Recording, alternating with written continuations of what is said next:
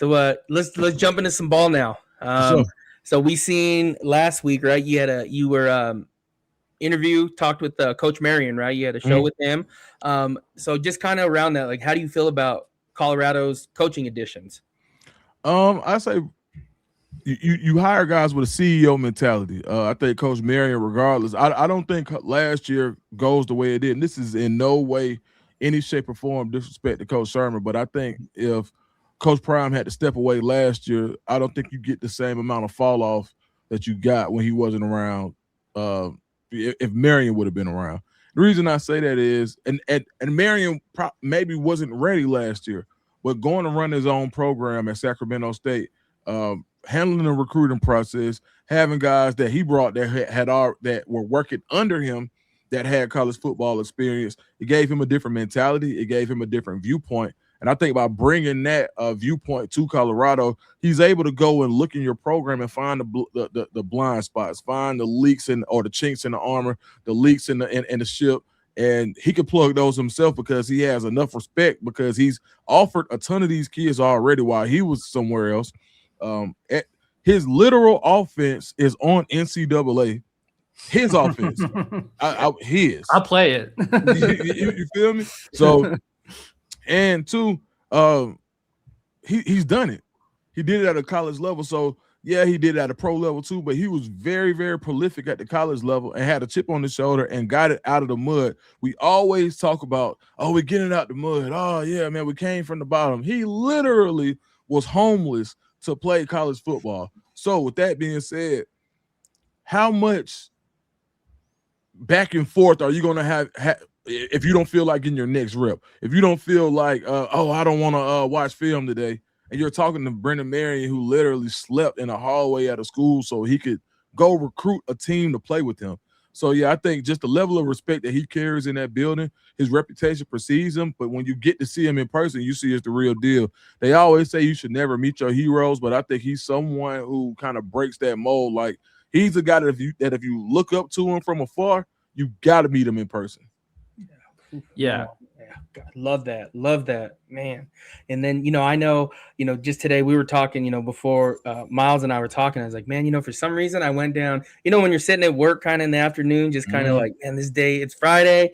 I sat there and I don't know what I did, but I started watching Brendan Marion college highlight, is at Tulsa. I was like, God dang, man. They're going around on Twitter right now. God, I think that's where it started. And then I went on my own little thing, and I was like, man, can you imagine that dude? Like, that dude should have been playing, some Powerball. Guess what at the time? Power 4, Power 5, Power 6, however many conferences we had then. Mm-hmm. But that dude could play some Power 4 football now.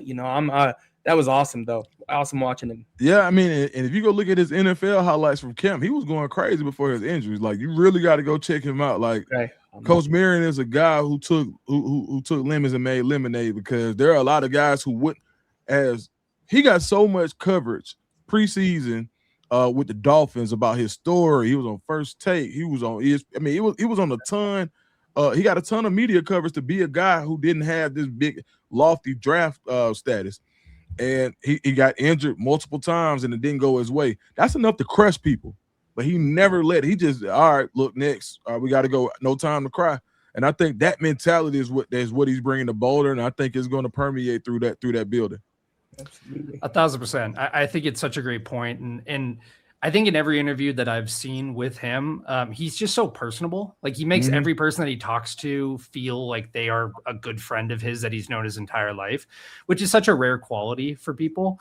And I think it's what's so impressive to see about him and his resume, things that you've mentioned already, is like every step that he's taken in his career feels kind of like that perfect timing, right? Like, obviously perfect timing in Colorado, play on words, but everything had like a purpose and everything had a reason. And he gets to this point with Sac State, and when the hire first was made, I think I tweeted out originally, it was like, if he can get a 4-star to come to Sac State, imagine what he can do in Boulder, Colorado. And somebody else had said, if our recruiting is at a 20 right now, it's going to be at a 2,000 by the end of next year, because that's just what he loves to do. So I think that's so cool. And outside of Coach Marion, is there any other position group coach or somebody else that's been brought in that really like piqued your interest? Coach Marr. Chris Marr from Virginia Tech. He sat out last year. I'm very familiar with him. He was a rising star in the industry. He was one of the youngest Power 4 defensive coordinators. He had APR, Antoine Powell Ryland, who was second in the nation in sacks. Also, I believe he led the nation in. He's either 1 or 2 in tackles for loss, but he had a crazy amount, and that was based on the defense that he was calling. Now it didn't go his way, and I think it's one of those things where I just did a video talking about Rob Livingston still being a hot commodity, because people feel, because when you have a certain grasp of certain concepts, people will pay for that, because in anything in life, you always pay for your deficiencies. So if you have someone who's overly sufficient in one phase of the game, they may be the missing piece to what you need. So with that being said, you look at a guy like Chris Marv, who, it didn't end the way it started at Virginia Tech. But when it comes to that front seven, if you need a guy that's going to chase the ball in practice, someone who is eloquent, someone who could go coach an Ivy League team if he needed to, he could. And he's straight out of Memphis, Tennessee, so he's really relatable. So I think Chris Marv is one of those guys where he's going to be able to speak the language with younger guys, and he can communicate effectively no matter where he is. And I think that's really important, the communication, the understanding when you're looking at building leaders. And I think that this is what that team needs more than anything, leaders. And that he's a great candidate to help these young men become leaders. Love that. No, I'm with you there. I know Miles and I talked about, I was like, man, that's such a big time hire. Like we were totally on board with it. So I love it though. Let's jump into this. So I know, right, we had the recruiting class come in, transfer in high school. How are you feeling about it, like right now overall? I think transfer portal class was exactly what was needed. You got a lot of guys with previous production. You got guys who got ties to the staff. I think I really like what they did in the transfer portal. You got better in the secondary. You got a wide range. You got guys from FCS all the way up to Power 4 SEC starters. You got a really good blend of talent. And I think you got some guys with some things to prove, and I think the attitude is there. Sometimes people don't play not because of talent. Sometimes they don't play because of mentality. And I think as of now, it's hard to tell, and I really want to wait until I see more.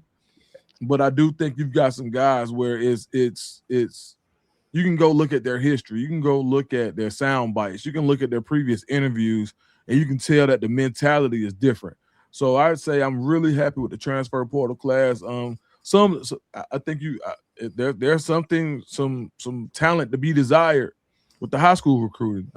Just to keep it a buck, like I felt like it could have been stronger, but that's something that's getting worked on as we speak.